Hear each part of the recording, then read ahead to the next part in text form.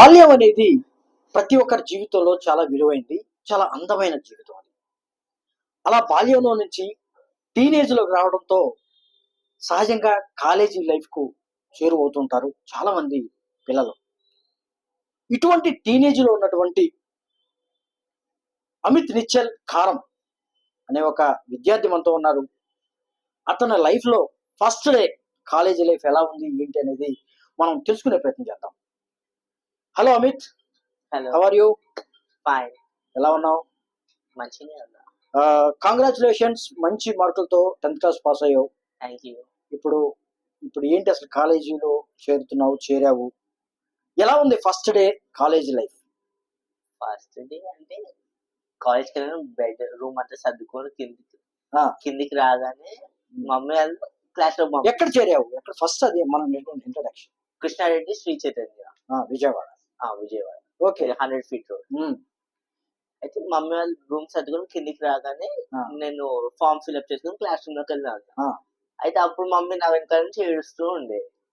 కాబట్టి ఆటోమేటిక్ నాకు కూడా ఏడుపు వచ్చేసింది. అంటే ఎమోషన్. అంటే ఫస్ట్ టైమా నువ్వు బయట ఉంటాం? అంటే పేరెంట్స్ తో ఫస్ట్ టైమా అట్లా ఉంటాం? ఓకే. అది కూడా మీది కోదాడ అని తెలుస్తుంది. విజయవాడలో ఫస్ట్ టైం ఉంటున్నావు.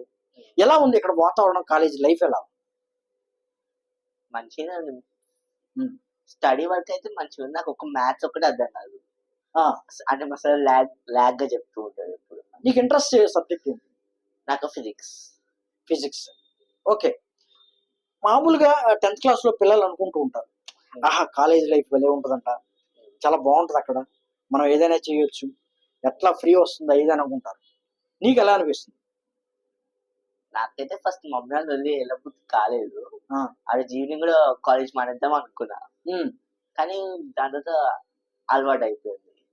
అంత అనిపించదు. ఎట్లయినా వాళ్ళు ఫోన్ పద్దాకు ఇస్తుండేసరికి ఓకే ఎప్పుడు మాట్లాడుతుండేసరికి పాస్ అయిపోయిన టైం అంత తెలియదు.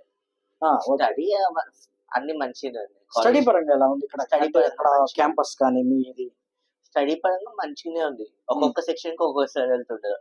పర్టికులర్ సెక్షన్ కంటే పర్టికులర్ సార్.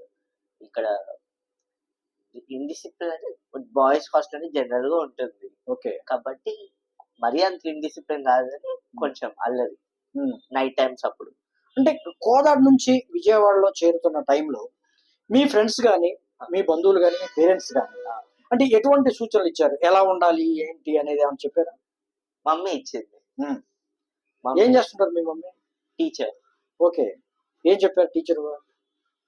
ఏం చెప్పారంటే ఫ్రెండ్స్ తో మంచిగా ఉండు, టైంకి తిను, ఎక్కువ తినకు, అంటే కొంచెం పర్సెంటేజ్ కాబట్టి ఎక్కువ తినకు, దాని తర్వాత ఏడవద్దు, రూమ్ కి ఎప్పటికప్పుడు చదువుకో, రాత్రి ప్రేయర్ చేసుకొని పండుకో, ఇంకా కాన్సన్ట్రేట్ చేసి విను. ఓకే. ఎలా ఉంది ఇప్పుడు మీ కాలేజీలో చేరారు? ఇప్పుడు మీరు యాక్చువల్ గా అంటే చాలా మంది ఒకే రూమ్ లో ఉంచుతారు అనేది కూడా ఒక రూమర్ అయితే బయట ఉంది. మీకు ఎలా ఉంది? మీ హాస్టల్ ఎలా ఉంది? మా హాస్టల్లో రూమ్ కి 6 members, కానీ మా రూమ్ కి వస్తే 5 members ఉంటాం. ఇంకో స్టూడెంట్ ఏమో వాళ్ళ ఫ్రెండ్స్ రూమ్ లో ఉంటాడు. కాబట్టి మా రూమ్ 5 members.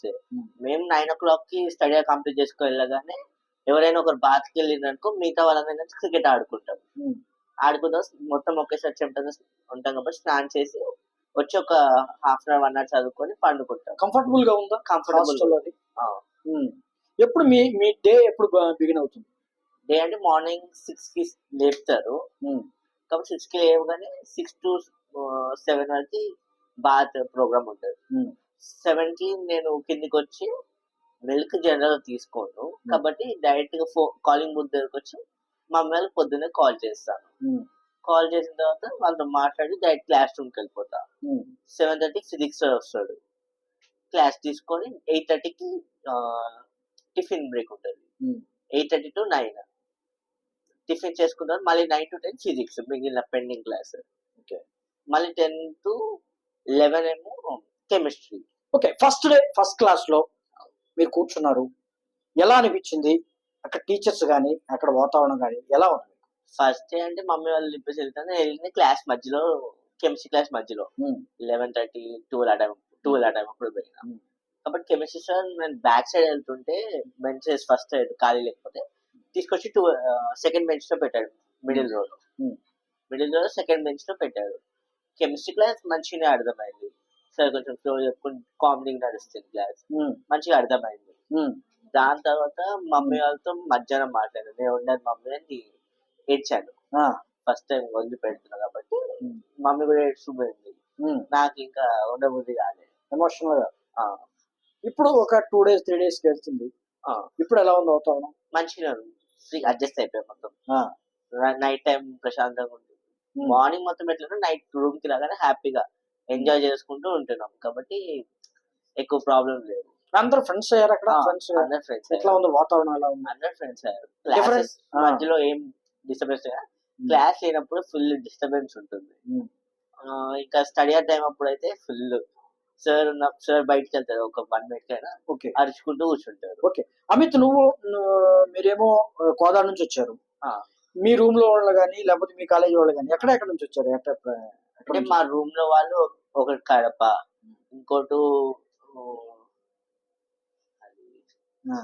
ఊర్లు కరెక్ట్ గుర్తులేవు. ఓకే, ఇంకా పరిచయం అవ్వాలి. ఇంకా డిస్టెన్సెస్ కొంచెం ఒక 170 kilometers ప్లేస్ ఉంటుంది. డిఫరెంట్ ప్లేసెస్ నుంచి వచ్చారు. ఓకే, రూమ్ కొంత క్లాస్మేట్స్ ఏమో కొంతమంది ఇక్కడ లోకల్ డేస్ పడుతున్నారు, మిగతా వాళ్ళేమో కొంచెం డిస్టెన్స్. ఓకే అమిత్, నీ ఫ్యూచర్ ప్లాన్ ఏంటి? నా ఫ్యూచర్ ప్లాన్ అంటే ఐఐటి లేదా ఎన్ఐటి కొట్టి ఆస్ట్రేలియా లేదా అబ్రాడ్ వెళ్ళాలని. Out of. ఎట్లా దానికోసం ఎలా ట్రైన్ అవుతున్నారు, ఎలా కృషి చేస్తున్నారు? ఫస్ట్ ఇయర్ అయితే నేను ప్లాన్ వేసుకున్నాను, ఈ వాళ్ళు జరగాలి కాన్సన్ట్రేట్ ఇంటా ట్రై చేస్తాను ఆ లెవెల్ బెస్ట్ నా ఎఫర్ట్ పెట్టి. ఒకళ్ళు అయినా కానీ సిఓకి పోకపోతే అప్పుడు నా ప్లాన్ మారుస్తా, దాన్ని బట్టి నేను నెక్స్ట్ ప్లాన్ చూసుకోవాలి. ఓకే, మీ మదర్ యాక్చువల్ గా టీచరు, మీ ఫాదర్ ఏం చేస్తుంటారు?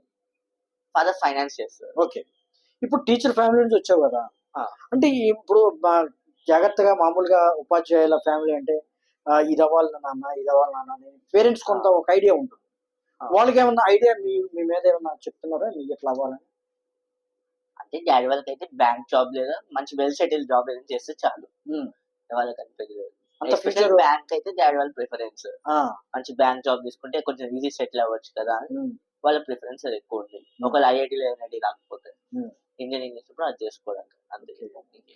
ఓకే, ఐఐటి అంటున్నారు మీరు, ఏంటి అసలు ఐఐటి అంటే ఎట్లా ఉంటుంది అనుకుంటున్నారు ఫ్యూచర్ మీరు? ఐఐటికి పోయినామనుకో మనకి అవుట్ ఆఫ్ ఎక్కువ జాబ్స్ ఆపర్చునిటీస్, ఇండియాలో కూడా ఆపర్చునిటీస్ ఎక్కువ ఇస్తారు వాళ్ళు IIT students compare to NIT and triple IT. వాళ్ళు ఎక్కువ స్టాండర్డ్స్ ఉన్నవాళ్ళు కాబట్టి వాళ్ళకి ఎక్కువ జాబ్ నాలెడ్జ్ ఉంటుంది కాబట్టి వాళ్ళకి ఫస్ట్ ప్రిఫరెన్స్ ఇచ్చి నెక్స్ట్ వాళ్ళకి ఇస్తారు IIT. Okay Amit, thank you very much for your kindly cooperation, for your grand success in the future. Thank you. మా వీడియో కనుక మీకు నచ్చినట్లయితే లైక్ చేయండి, షేర్ చేయండి. మరిన్ని ఇంట్రెస్టింగ్ వీడియోస్ కోసం మా MKR TV ఛానల్ను సబ్స్క్రైబ్ చేయండి. అంతేకాదండి, పక్కనే ఉన్న బెల్ను క్లిక్ చేయండి.